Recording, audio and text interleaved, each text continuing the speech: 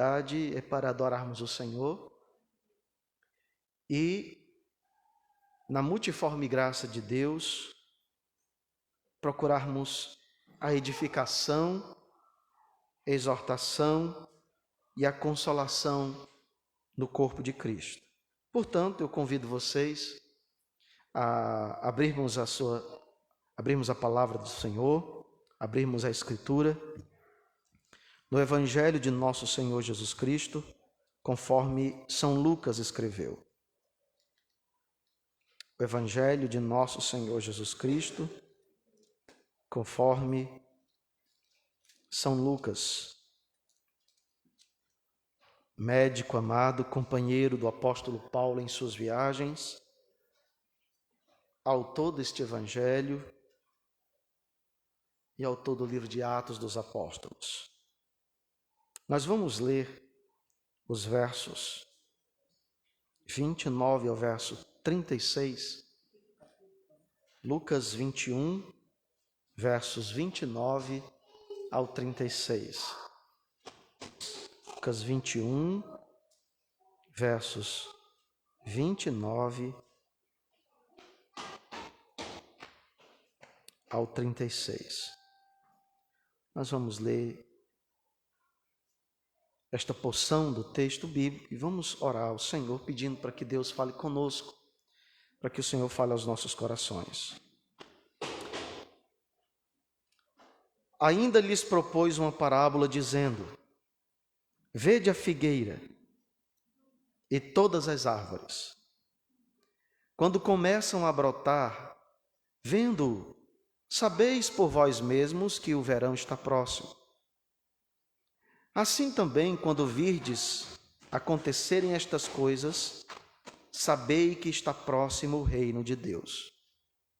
Em verdade vos digo que não passará esta geração sem que tudo isto aconteça. Passará o céu e a terra, porém as minhas palavras não passarão. Acautelai-vos por vós mesmos, para que nunca vos suceda que o vosso coração fique sobrecarregado com as consequências da orgia, da embriaguez e das preocupações deste mundo, e para que aquele dia não venha sobre vós repentinamente como um laço. Pois há de sobrevir a todos os que vivem sobre a face de toda a terra. Vigiai, pois a todo tempo, orando para que possais escapar de todas estas coisas que têm de suceder e estar em pé na presença do Filho do Homem. Querido Deus, nós oramos a Ti em nome de Jesus Cristo, que o Teu Santo Espírito ilumine nosso entendimento e nós possamos, na ousadia e na unção do Teu Espírito, ministrar a Tua palavra. Palavra esta que é viva, palavra esta que é o meio pelo qual Tu nos traz a uma nova vida. E por ela também nos santifica até o dia do Teu Filho Jesus Cristo. Cativa a nossa mente e o nosso coração, Senhor, ao acolhimento da Tua poderosa palavra. E ela produz em nós frutos dignos de arrependimento por Cristo e em Cristo Jesus, o nosso Senhor. Amém. E graças a Deus. Meus queridos irmãos, esse texto sagrado, narrado-nos por Lucas, companheiro de viagem do apóstolo São Paulo, descreve-nos o sermão escatológico de nosso Senhor Jesus Cristo. Este sermão é proferido no templo, em Jerusalém. E nós encontramos o paralelo desta porção, deste discurso, deste sermão escatológico, sermão acerca dos últimos acontecimentos, acerca do porvir, acerca da consumação do reino de Deus, nós encontramos paralelo deste discurso, tanto no evangelho que São Mateus escreveu, no capítulo 24, do verso 29 ao 31, mas também encontramos no evangelho que São Marcos escreveu, no capítulo 13, os versos 24 e o verso 27. Nesta porção da Escritura, o nosso bendito Redentor fala aos seus discípulos, discursa aos seus discípulos, ensina no templo acerca da consumação da história. A história que no entendimento das Escrituras, ou no ensino das Escrituras, conduz os acontecimentos da experiência humana para um ápice. E este ápice é a glória de nosso Senhor e Salvador Jesus Cristo. A percepção da história que a Escritura nos revela é distinta da percepção da história da filosofia estoica, por exemplo. Os estoicos pensavam na história como acontecimentos que se repetiam, circulares. No entanto, a palavra de Deus é sucinta, é clara, e revela-nos a história como o curso dos acontecimentos que atingirá o seu ápice, o seu apogeu na glória de nosso bendito Redentor, o nosso Senhor Jesus Cristo, na consumação do reino de Deus. Mas nesse texto, ou no sermão de nosso Senhor Jesus Cristo, ele revela alguns sinais que precederiam a sua volta. Alguns acontecimentos que precederiam a sua volta. E também narra-nos, ensina-nos neste sermão, características de sua vinda, ou seja, da parousia, quando o nosso bendito Redentor rompeu os céus e vir com toda a sua glória arrebatar, buscar a sua igreja comprada, lavada e redimida com seu próprio sangue. E essa é uma temática que permeia todo o Novo Testamento. Veja, há cerca de 300 referências sobre a vinda de nosso Senhor Jesus Cristo, a primeira vinda de nosso Senhor Jesus Cristo, sobre a encarnação do Verbo, mas 3 vezes mais referências sobre a segunda vinda de nosso Senhor Jesus. Por várias vezes e em vários textos, ele ressaltou insistentemente aos seus discípulos que ele haveria de, uma vez mais, voltar para estar com eles. Talvez o texto mais lembrado por nós cristãos seja o capítulo 14 do Evangelho que São João escreveu.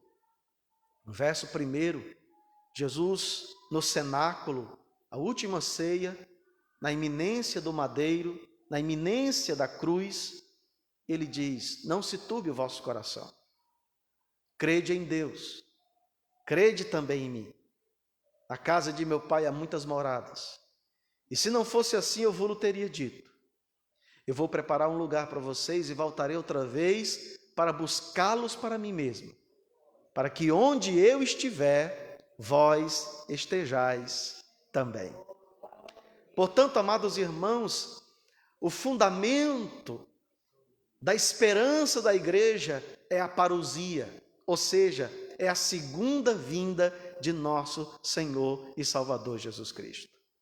E Jesus, é claro, nesta porção da Escritura, ao ensinar os seus discípulos e, portanto, a igreja, em qualquer período da história, ou em qualquer cultura, e em qualquer geografia, que os sinais que antecederiam a sua vinda seriam manifestos, seriam evidenciados, seriam perceptíveis, de tal modo que no verso 29, do capítulo 21, do Evangelho que São Lucas escreveu, ele usa aqui uma parábola, ou descreve uma parábola, a parábola da figueira. Diz o Senhor Jesus: vede a figueira e todas as árvores, quando começam a brotar, vendo-o, sabeis por vós mesmos que o verão está próximo. Assim também, quando virdes acontecerem estas coisas, sabei que está próximo o reino de Deus. É importante, amados irmãos, nós observarmos, Jesus está falando aqui dos últimos acontecimentos, da sua segunda vinda, da consumação do reino de Deus. E ele ressalta que os sinais que precederiam a sua volta gloriosa, a consumação do reino de Deus, os sinais seriam percebidos, seriam evidentes. E ele faz essa comparação. Assim como a figueira está florescendo, nós, o homem, principalmente o homem naquele contexto, os judeus, discerniam que o verão estava próximo. Quando as árvores floresciam, era natural, era comum que as pessoas discernissem que aproximava-se o verão. De modo que Jesus está ressaltando aqui que os sinais que precederão a sua vinda também serão perceptíveis. Eles não serão para nós indiferentes, serão evidentes, serão percebidos, serão manifestos, porque se evidenciarão e se consumarão de forma clara na história, na experiência humana debaixo do sol. Mas o fato é que Jesus revela também nesta porção características da sua segunda vinda. Segunda vinda é esta que tem uma relação tênue com o reino de Deus. Durante todo o ministério de Jesus, ele pregou, ensinou insistentemente sobre o reino de Deus.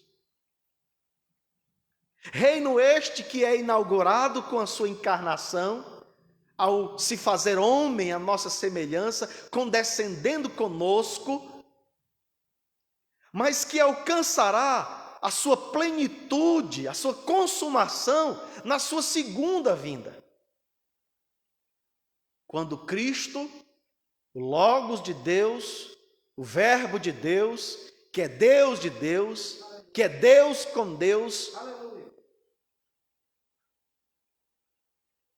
consumar todo o desígnio de Deus para o louvor do seu nome e para o louvor da sua própria glória.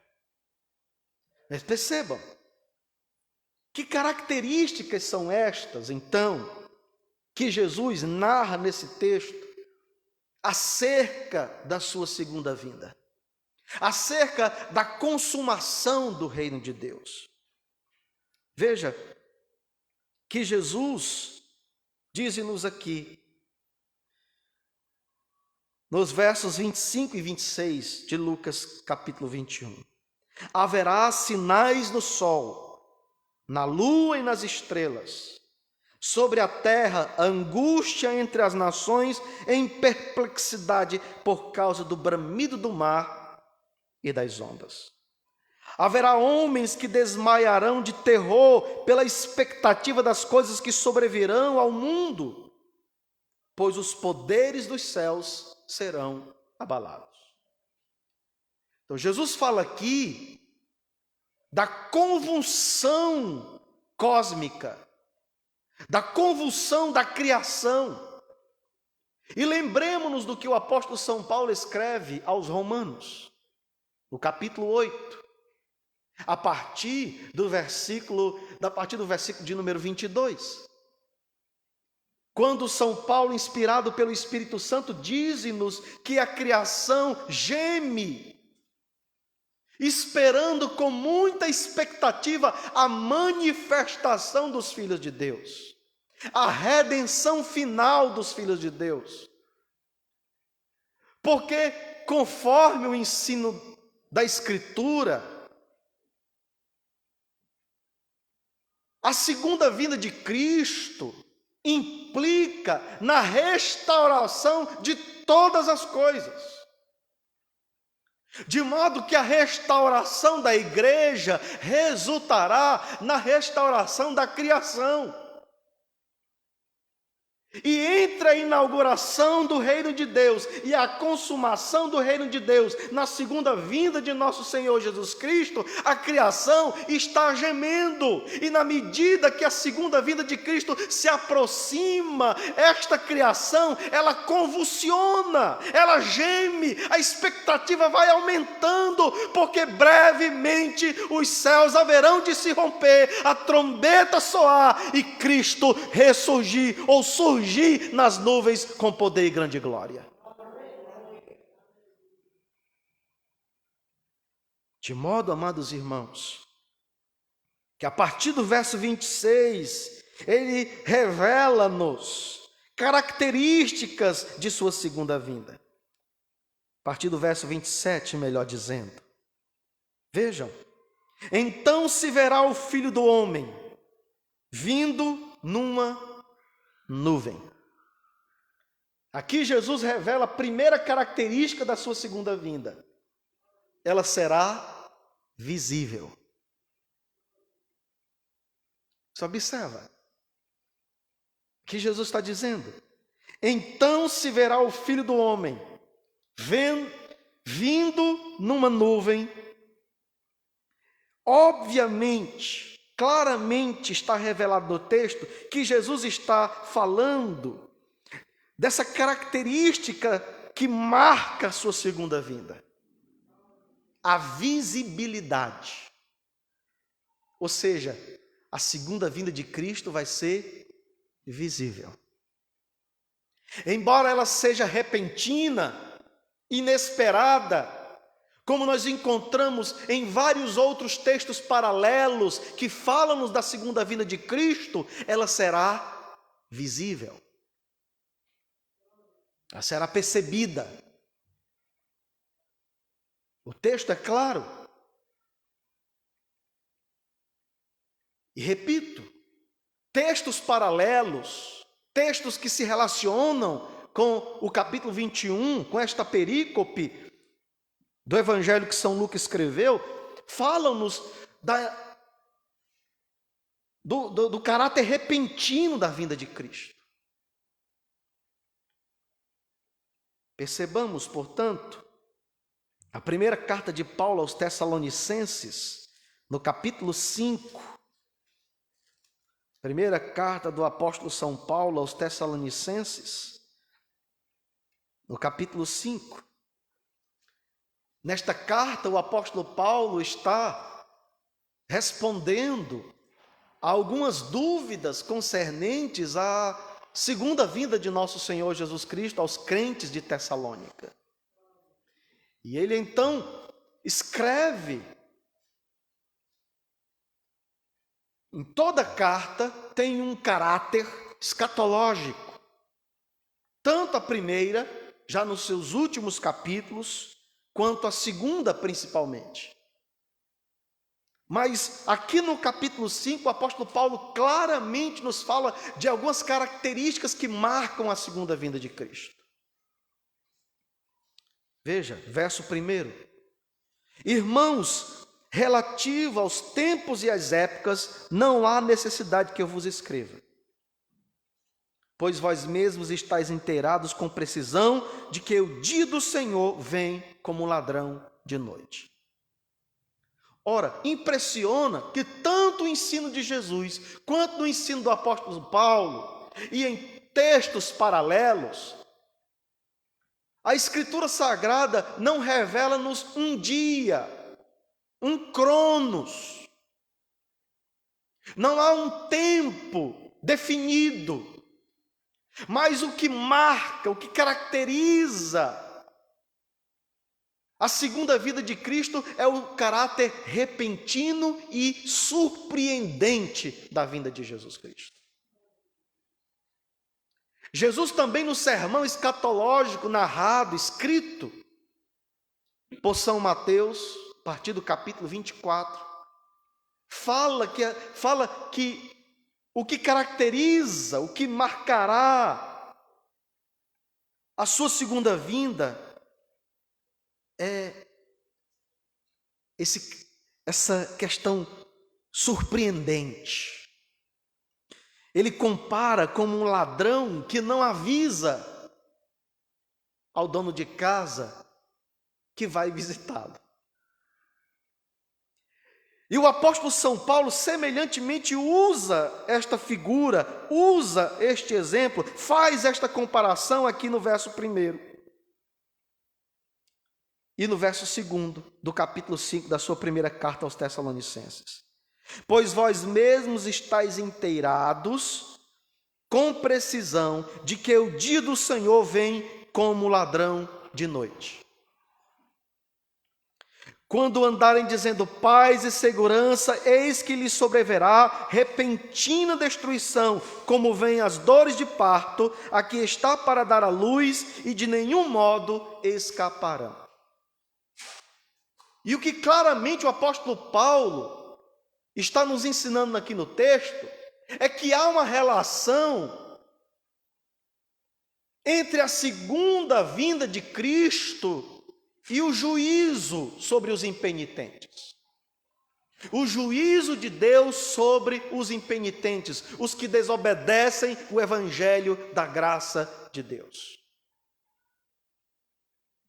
Isto estava muito presente no sermão escatológico de Jesus, porque no todo do capítulo 21, nós podemos encontrar aquilo que nós chamamos de escatologia realizada e escatologia a ser realizada. Porque Jesus falou de acontecimentos que se cumpriram nos dias daquela geração. No ano 70 depois de Cristo, o exército romano invadiu Jerusalém e destruiu Jerusalém. E Jesus fala deste juízo de Deus se aproximando, desse juízo de Deus iminente sobre aquela cidade, que tem como característica a dura cerviz, a impenitência. Jesus mesmo chega a dizer: Jerusalém, ó Jerusalém, tu que matas os profetas e apedreja aqueles que te são enviados. Quantas vezes eu quis ajuntar os teus filhinhos como uma galinha junta os pintinhos debaixo das suas asas, mas tu não quiseste. Ó Jerusalém, tua casa ficará deserta, e não me vereis mais até o dia em que digais: bendito aquele que vem em nome do Senhor. Então perceba que Jesus fala-nos aqui que uma das características da sua segunda vinda é que ela é visível. Verso 27. Segundo, ela é gloriosa. Observem, ele diz: então se verá o Filho do Homem vindo numa nuvem com poder e grande glória. Oh, aleluia! A vinda de Jesus, a segunda vinda do Senhor, não será igual à primeira. A sua primeira vinda, ao condescender conosco, fazendo-se homem à nossa semelhança, ele é chamado de o Cordeiro de Deus. Aquele que haveria e fora imolado, vituperado,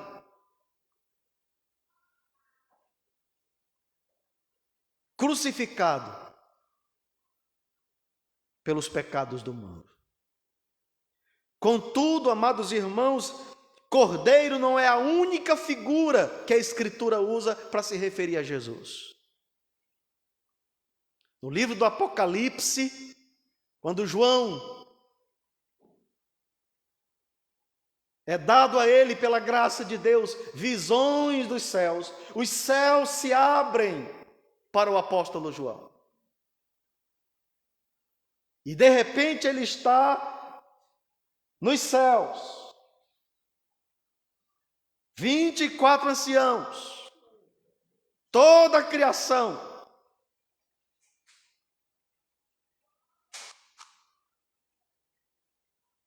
um livro selado, e João chorava, porque não havia ninguém ali presente, digno de abrir o livro e desatar os selos.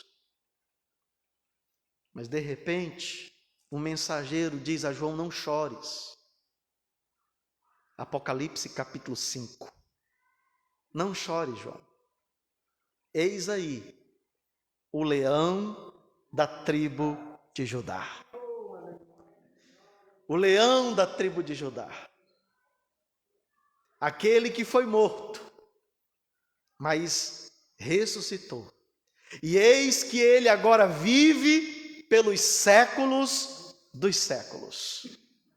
Ele é digno de abrir o livro e desatar os selos. Esse livro da história está sob o controle de nosso Senhor. Está sob o domínio de nosso Senhor. É Ele que tem o poder para abri-lo. É Ele que tem o poder para desatar os seus selos. É Ele que é a razão da história, é a razão de tudo que existe e o propósito para o qual tudo aquilo que existe foi criado. A história está cursando, se dirigindo para bradar altissonantemente: glória, glória, glória ao nosso Senhor e Salvador Jesus Cristo. Aleluia. Sua vinda, sua segunda vinda será visível, mas também será gloriosa. Será gloriosa. O apóstolo São Paulo, escrevendo aos Tessalonicenses, no capítulo 4, a partir do versículo de número 13, ele consola os crentes de Tessalônica, falando dessa vinda, da segunda vinda de nosso Senhor Jesus Cristo. Os crentes de Tessalônica estavam inconsoláveis, tristes, em razão do fato de que alguns de seus irmãos em Cristo, entes queridos, haviam sucumbido à morte, e Jesus não havia voltado. E então o apóstolo São Paulo escreve-lhes dizendo: irmãos, não sejam ignorantes a respeito daqueles que dormem. Ele está falando daqueles que haviam morrido, mas ele usa uma figura de linguagem, um eufemismo. Ao invés dele dizer que eles haviam morrido, ele diz: eles dormem. E de fato, amados irmãos, para aqueles que estão em Cristo Jesus, a morte não é definitiva, porque a morte foi vencida, a morte ela foi matada, a morte morreu na morte de nosso Senhor Jesus Cristo. Quando Cristo ressurgiu dentre os mortos, triunfando sobre a morte, o triunfo de Jesus, a vitória de Jesus sobre a morte, é a vitória da igreja. Quando no terceiro dia ele ressurgiu dentre os mortos, aparecendo às mulheres, ainda ali no jardim, onde o sepulcro que ele havia sido sepultado estava, ele aparece para Maria Madalena dizendo: Paz seja convosco. Depois encontra os discípulos de Emaús caminhando com eles, acompanha-os até a casa dos mesmos e ali ceia com eles. Aleluia. Quando ele parte o pão, ele diz: é o mestre, é por isso que o nosso coração ardia. Vamos contar para os discípulos. Correm até os discípulos, chegam lá, vão contar para eles que Jesus havia ressuscitado. Aleluia. E de repente, como Lucas narra no capítulo 24, Jesus os saúda: paz seja convosco. Lucas diz em Atos dos Apóstolos, capítulo 1, verso 1 e 2, que ele, após ressurreto, esteve por 40 dias com os discípulos, ensinando-lhes concernentes ao reino de Deus. Esteve com eles, caminhou com eles, comeu com eles, os ensinou uma vez mais, reiterou a promessa: ficai nesta cidade, até que do alto vocês sejam revestidos de poder. E então ascendeu aos céus.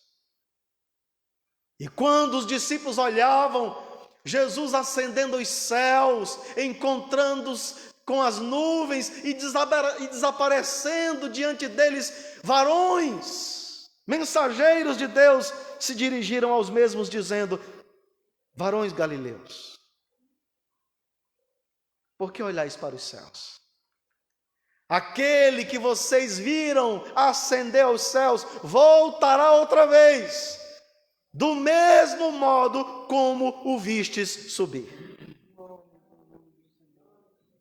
Queridos irmãos, a segunda vinda de nosso Senhor Jesus Cristo é certa. Ele vem. No capítulo 22 do livro que o apóstolo São João escreveu, inspirado pelo Espírito Santo de Deus, ele escreve essas palavras encorajadoras, essas palavras consoladoras, estas palavras de vida, estas palavras cheias de graça. Verso 12, ele diz: e eis que venho sem demora. Aleluia, aleluia. E eis que venho sem demora. Versículo de número 16, ele diz: eu, Jesus, enviei o meu anjo para vos testificar estas coisas às igrejas. Eu sou a raiz e a geração de Davi, a brilhante estrela da manhã. O Espírito e a noiva dizem: vem. Aquele que ouve, diga: vem. Aquele que tem sede, venha. E quem quiser, receba de graça a água da vida. Glória a Deus. Glória a Deus.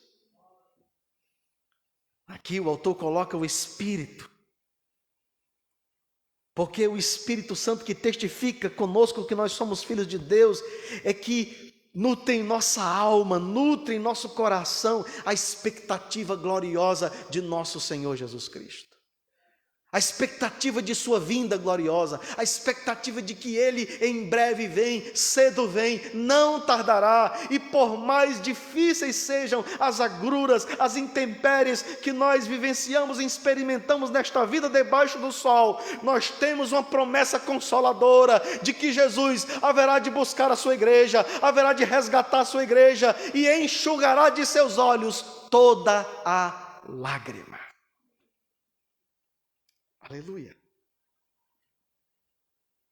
Mas nós falávamos das características da vinda de Cristo Jesus, da segunda vinda de Cristo Jesus.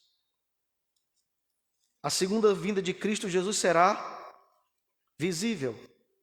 Lucas, capítulo 21, e o versículo de número 27. Mas Lucas também diz escrevendo as palavras de nosso Senhor Jesus Cristo, que a segunda vinda de Cristo Jesus será gloriosa, poderosa, com poder e grande glória. Visível, gloriosa, poderosa e exultante. Veja, verso 28. Ora, ao começarem estas coisas sucederem, exultai. Exultar é um outro verbo para se alegrar. É sinônimo de se alegrar. O que Jesus está dizendo aqui acerca da sua segunda vinda é que ela será visível, ela será poderosa, ela será gloriosa e será exultante. Agora, exultante para quem? Certamente para a igreja. Ela será exultante para aqueles que foram redimidos. Ela será exultante para aqueles que foram comprados. Ela será exultante para aqueles que foram selados pelo Espírito da promessa. Ela será exultante, cheia de júbilo, cheia de alegria, para a igreja que triunfante marcha pela largura da terra, revelando e refletindo a glória de nosso Senhor Jesus Cristo, até aquele grande dia, o dia do Senhor, onde Ele haverá de surgir entre as nuvens, com poder e glória, para consumar o reino de Deus. E por isso, o Senhor Jesus Cristo diz no verso 28 que devemos erguer as nossas cabeças. Ele está dizendo para os seus discípulos, mas o texto narra-nos que ele cedo estava no templo ensinando e multidões madrugavam para cedo ouvir a Jesus ensinando no templo. Então ele diz aqui não só para os discípulos, uma multidão que o ouvia. Será exultante este dia, será visível, será poderoso, será glorioso, mas será um dia alegre, será um dia exultante para a igreja. Ergam a vossa cabeça, porque do céu vem a consolação da igreja. Ergam a vossa cabeça, porque do céu vem a consolação daqueles que foram redimidos por Cristo. O apóstolo Pedro, na sua segunda epístola, ele ressalta que já havia na igreja homens ímpios que negavam, que duvidavam da segunda vinda de Cristo. E muitos crentes hoje, mesmo confessando que creem na segunda vinda de Cristo, negam com as suas obras, pois vivem neste mundo como se Cristo não fosse mais voltar.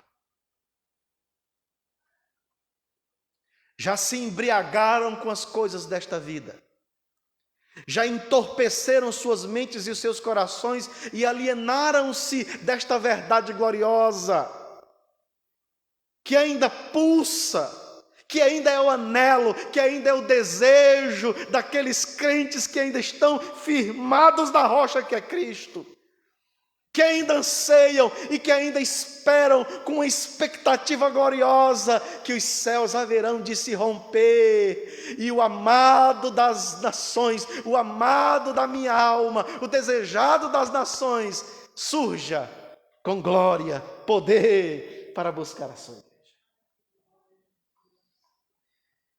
Aleluia! Louvado seja o nome de nosso Senhor Jesus Cristo. Ele escreve na sua segunda carta, Pedro, no capítulo 3, dizendo, a partir do versículo 1, amados, esta já é a segunda epístola que eu escrevo a vocês. E em ambas as cartas eu procuro despertá-los e lembrá-los, para que a vossa mente fique esclarecida. Recordem-se das palavras que eu já disse para vocês, e que também foram ditas pelos santos profetas, também pelo nosso próprio Senhor e Salvador, e foram ensinados pelos seus santos apóstolos. Tendo em conta, antes de tudo, que nos últimos dias, uma expressão escatológica, expressão esta que muitas das vezes se refere à inauguração e à consumação do reino de Deus, a encarnação do Verbo, a condescendência do Logos conosco, tornando-se homem à nossa semelhança, o envio do Espírito Santo para empoderar a igreja para o testemunho do Evangelho, e a segunda vinda de nosso Senhor Jesus Cristo.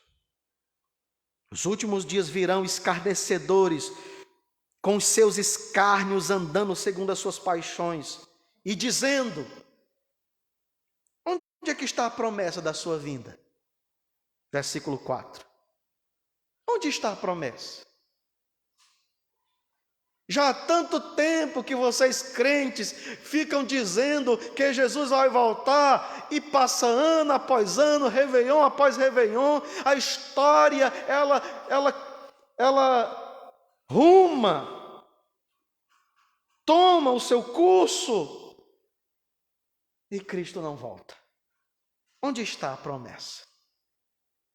O apóstolo Pedro chama estes de escarnecedores, ímpios, incrédulos, que não tiveram as suas mentes renovadas pelo poder do Espírito, que não foram ressuscitados da sepultura do pecado e da incredulidade, e que permanecem mortos em seus pecados, mas que blasfemam, que proferem impropérios, asneiras intelectuais e filosóficas, racionalismos e logicismos alienados do Evangelho da graça de Deus, mas aqueles que foram comprados, aqueles que foram libertados pelo precioso sangue de nosso Senhor Jesus Cristo, aqueles que o Espírito semeou fé em nosso coração, estes estão jubilosos. Estes estão convictos de que em breve Jesus irá voltar. Em breve a trombeta soará. E a voz do arcanjo altissonantemente bradará. E Jesus aparecerá nos ares, nas nuvens. E todo olho o verá. Olha aqui a primeira carta de Paulo aos Tessalonicenses, no capítulo 4, a partir do versículo 16. Porquanto o Senhor mesmo, dada a sua palavra de ordem, ouvida a voz do arcanjo, a ressoada trombeta de Deus, descerá dos céus, e os mortos em Cristo ressuscitarão primeiro. Depois nós, os vivos, os que ficarmos, seremos arrebatados juntamente com eles entre nuvens, para que nos encontremos com o Senhor nos ares, e assim estaremos para sempre com o Senhor. No versículo 18 ele diz: consolai-vos uns aos outros com estas palavras. Talvez você chegou aqui nesta noite desanimado. Talvez você chegou nesta noite aqui entristecido. Adversidades, lutas, enfermidade, decepção. As lágrimas molharam o teu rosto no decorrer da semana. Durante a noite, antes de dormir, só o Senhor conhece o quanto o teu coração está turbado. Mas nesta noite, o Espírito do Senhor, por meio da sua palavra, está te consolando, te lembrando que Ele enxugará todas as suas lágrimas. Aleluia. E permita-me lhe dizer, não há lágrima que o Senhor Jesus não possa consolar. E sobretudo, a nossa consolação já está a nós revelada. São Paulo diz, consolem uns aos outros com esta esperança. A esperança de que Jesus breve vem, Ele vem para arrebatar a sua igreja, Ele vem para buscar a sua igreja, Ele vem para o encontro com a sua noiva, que Ele comprou, que Ele redimiu, que Ele resgatou com o seu próprio sangue.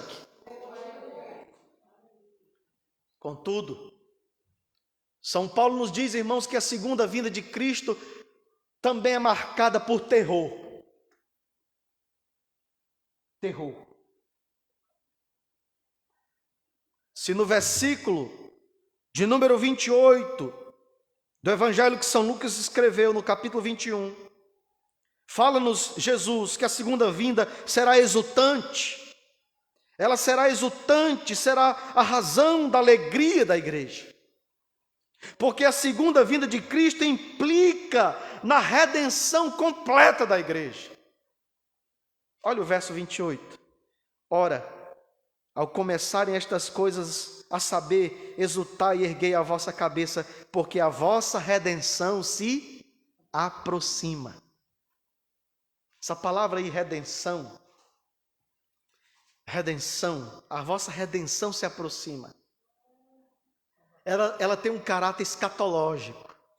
Porque quando a Bíblia fala de salvação tanto no presente, passado e futuro. Salvação no passado, Ele nos elegeu antes da fundação do mundo, para que fôssemos santos e irrepreensíveis. Efésios capítulo 1, versículo 3. O apóstolo São Paulo, ele nos diz, escreve esta palavra gloriosa. E nos elegeu nele antes da fundação do mundo.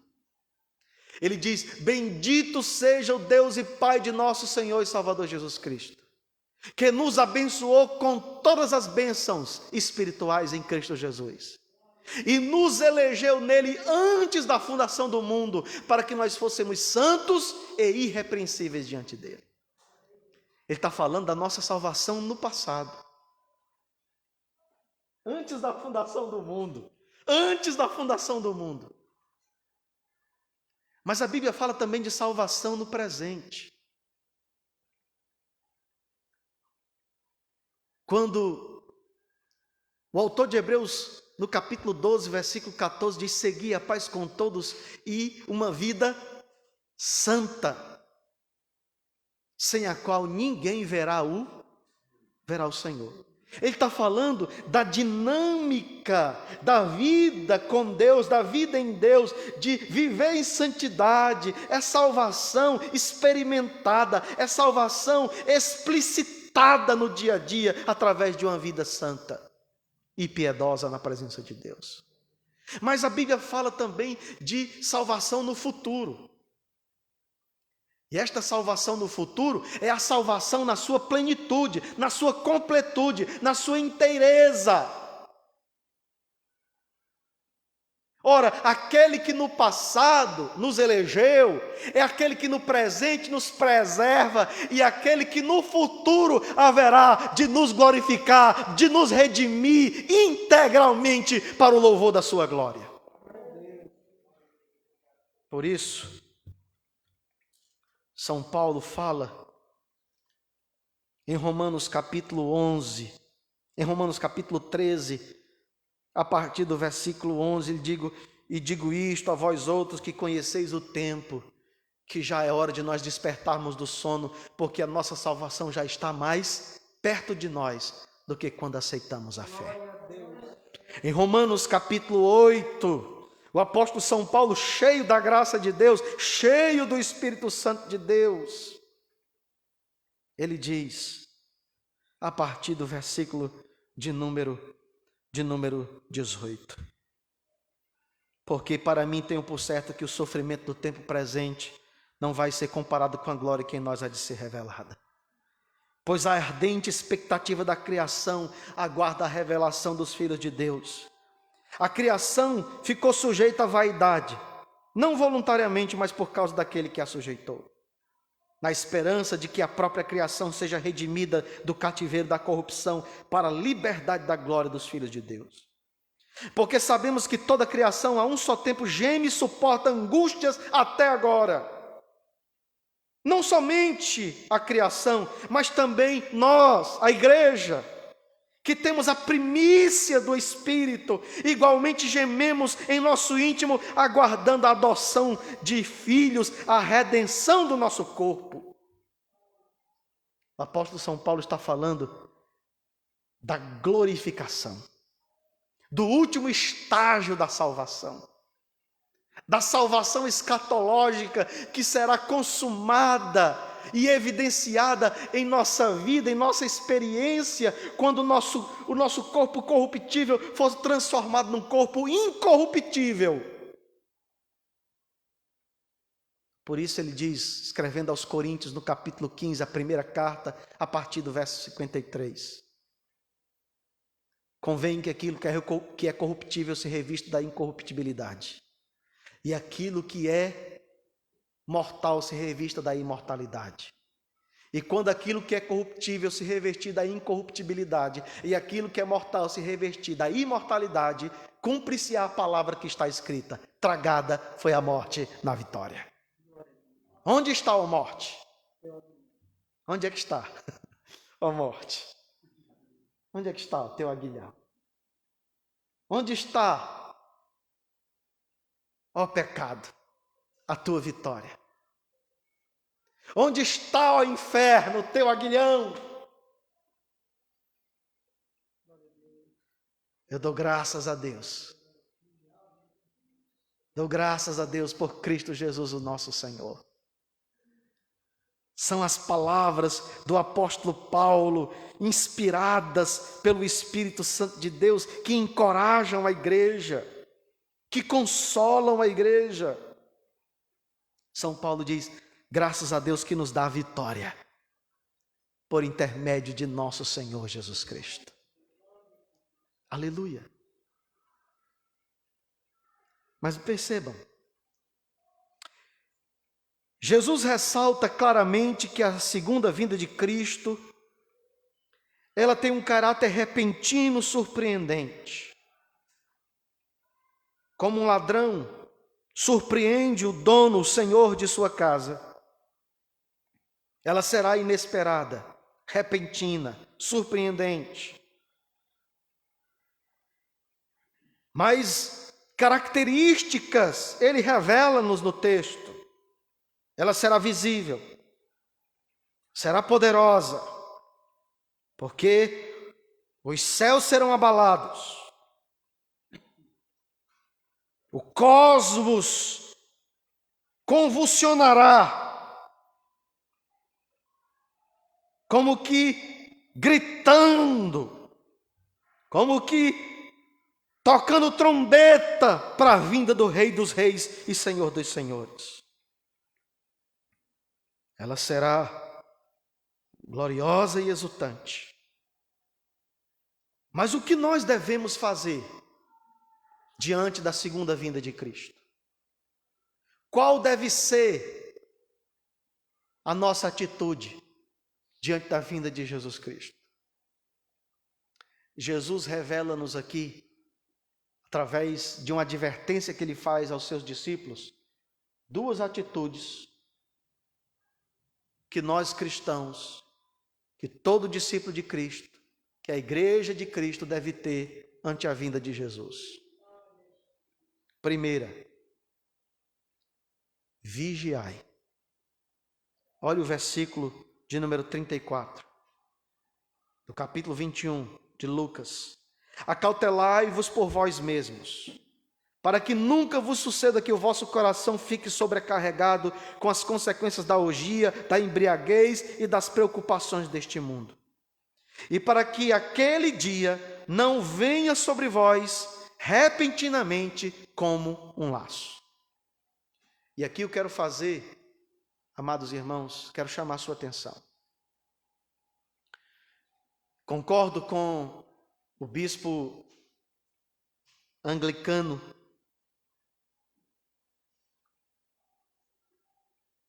J.C. Ryle, comentando esse texto, esta porção da Escritura, ele diz que Jesus não está se dirigindo a pessoas estranhas ao seu ensino, indiferentes à sua doutrina. Ele não está dirigindo-se a grandes pecadores. Ele está se dirigindo aos seus discípulos, aqueles que abandonaram tudo para segui-lo, aqueles que renunciaram casa, família, trabalho, para andarem com ele pelos becos e valados da Galileia, pelos caminhos áridos de Jerusalém. Então ele se dirige aos seus discípulos e diz-lhes: tomem cuidado. Mas o que impressiona, irmãos, é que ele não está dizendo: tome cuidado com o diabo. Ele diz: tome cuidado de você mesmo. Como disse Charles Spurgeon, falando da nossa natureza pecaminosa: ai de nós, somos o nosso próprio inimigo.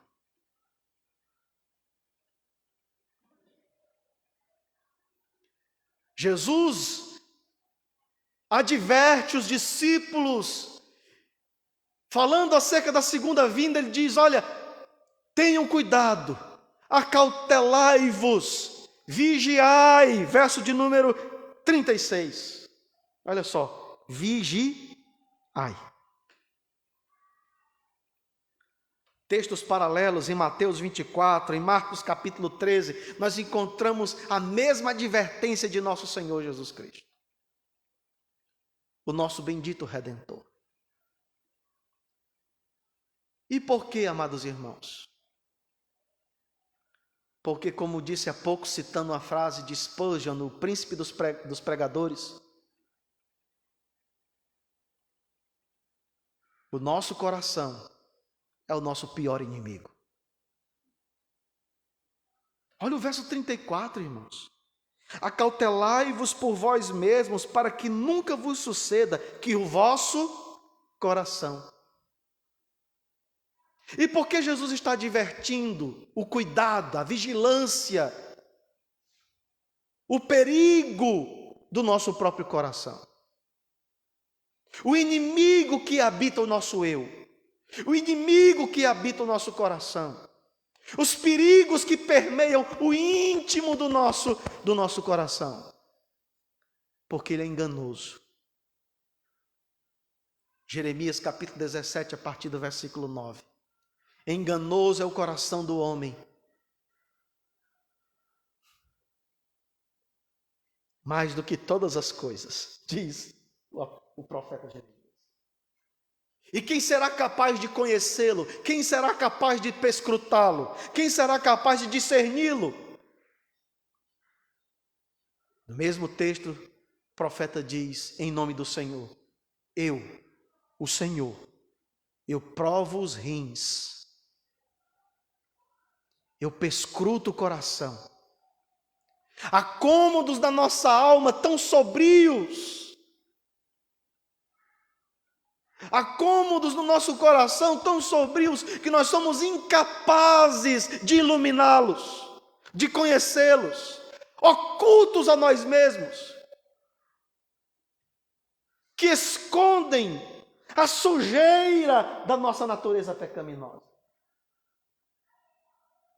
que escondem os ardis da nossa natureza pecaminosa,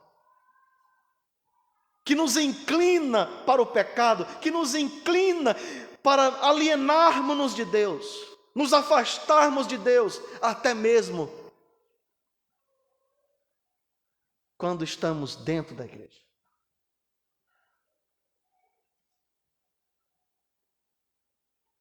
Por isso que J.C. Ryle está correto quando Jesus aqui está falando, não é para os embriagados de Jerusalém, os que viviam em orgias em Jerusalém. Está se dirigindo aos seus discípulos, homens que haviam renunciado à vida para viver Cristo Jesus. Mas ele está exortando-os, dizendo: olha, vocês vigiem, tenham cuidado com o coração de vocês, porque o coração corrompido pelo pecado é facilmente inclinado para o próprio pecado. Por isso ele diz aqui: tome cuidado para que o coração de vocês não se sobrecarregue com as consequências de uma vida permeada pelo pecado. Ele diz consequências da orgia. Tomem cuidado para que vocês não sejam embriagados pelas preocupações deste mundo. Tomem cuidado. Homens santos já sucumbiram ao pecado. Em Gênesis capítulo 6, a palavra de Deus diz que Noé achou graça diante de Deus e foi liberto, foi salvo pela graça de Deus do dilúvio, o juízo de Deus que veio sobre aquela geração. Mas depois sucumbiu à embriaguez do vinho a ponto de ficar nu.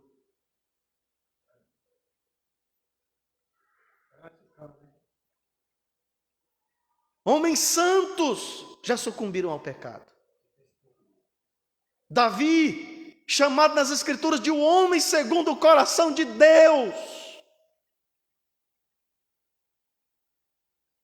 mas cometeu, consentindo diretamente no homicídio de seu servo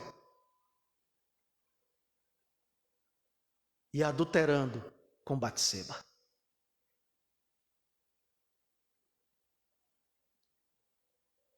Permita-me repetir a frase de Spurgeon: ai de nós, meu coração é o nosso maior inimigo. E é exatamente por isso que Jesus está ressaltando aqui: tenham cuidado, vigiem, vigiem, vigiem, estejam vigilantes, estejam atentos.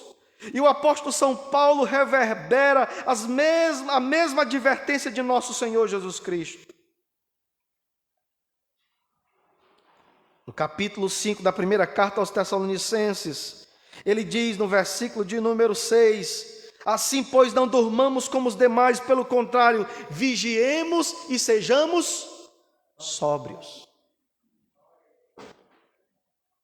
Ora, os que dormem, dormem de noite, os que se embriagam, é de noite que se embriagam. Nós, porém, somos do dia, somos sóbrios, revestindo-nos da couraça da fé, do amor, e tomando como capacete a esperança da salvação. Portanto, meu querido irmão, minha querida irmã, vigie. Muitos crentes têm se embriagado com as coisas desta vida. E embriagado de tal forma que suas mentes vão se entorpecendo, seus corações vão minguando. Desejo por Deus, a sede por Deus, vai se esvaindo pelos poros da alma.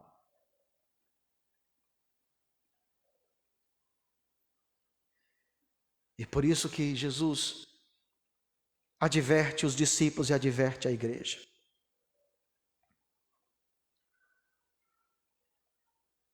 E a segunda atitude, para concluirmos, a oração. Olha o verso 36, Lucas 21, 36.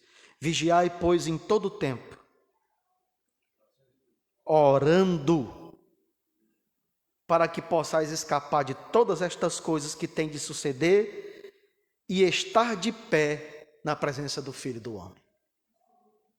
Lembremos-nos do que o apóstolo Paulo escreveu aos Coríntios na primeira carta, no capítulo 10, versículo 12. Ele diz: aquele que está de pé, cuide para que não caia. É uma advertência para a igreja, para você, meu irmão, para você, minha irmã. Às vezes, irmãos, nós somos mais influenciados por aqueles que estão desanimados do que encorajados por aqueles que estão cheios de ânimo. Você já percebeu? O crente chega e diz: ai, fulano não veio. O cicrano, ai meu Deus. Aí já começa a desanimar também. Ele já começa a ficar desanimado: ai, mas fulano faz tanto tempo que não... Meu Deus.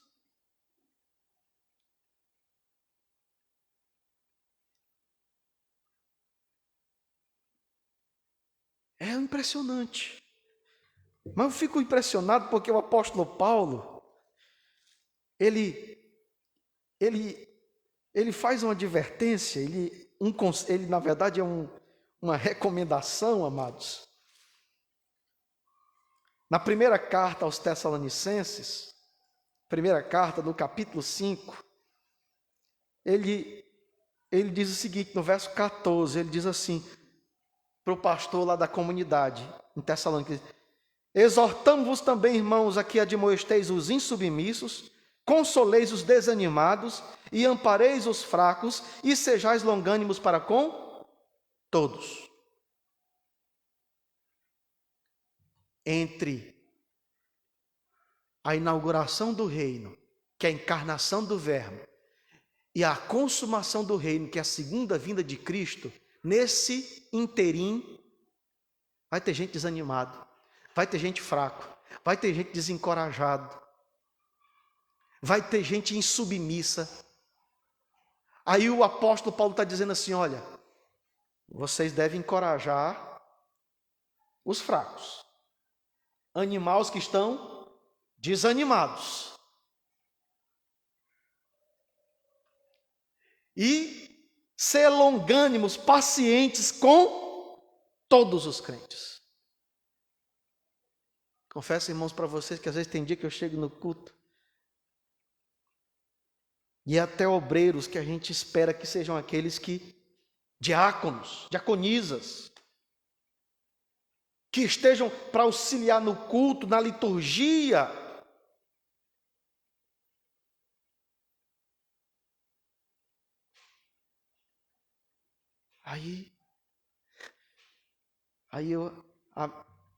O meu ânimo chega raidefiando. Aí de repente o Espírito Santo me dá uma cutucada santa. Ei, levanta a cabeça, ergue a cabeça. A vossa redenção se aproxima. Aleluia. Eita, glória a Deus. Se aproxima a vossa redenção. Erga a cabeça. A vossa consolação está próxima. É misto, é necessário que aconteçam essas coisas. Que alguns desanimem, que alguns fraquejem, que alguns sejam insubmissos, que alguns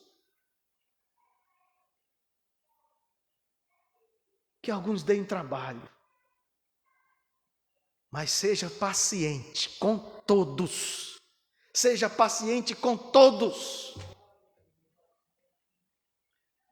Aí Jesus, haja paciência. Aleluia, Jesus. Mas a paciência é a virtude que nos compele a perseverança na expectativa da segunda vinda de Jesus. Vigiar e orar. Orar para quê? Para escapar de todas as coisas. Que todas as coisas? Aquilo que Jesus falou. Todas estas coisas. Os cuidados da vida, as consequências da orgia, a embriaguez, as preocupações com as coisas deste mundo. que são naturais. É natural a gente se preocupar com as coisas deste mundo. O que é não natural e prejudicial, adoecedor da alma, é quando nós vivemos em função delas. É quando elas acabam que nos aprisionando e nos entorpecendo. Portanto, queridos irmãos, vigiemos e oremos para que estejamos de pé na presença do Filho do Homem. Oremos em nome de Jesus. Pai, te rendo graças pelas tuas bênçãos em nossa vida. Conduze-nos em paz para os nossos lares, debaixo da tua mão graciosa e poderosa, por Cristo, com e em Cristo Jesus, o nosso Senhor. Presbítero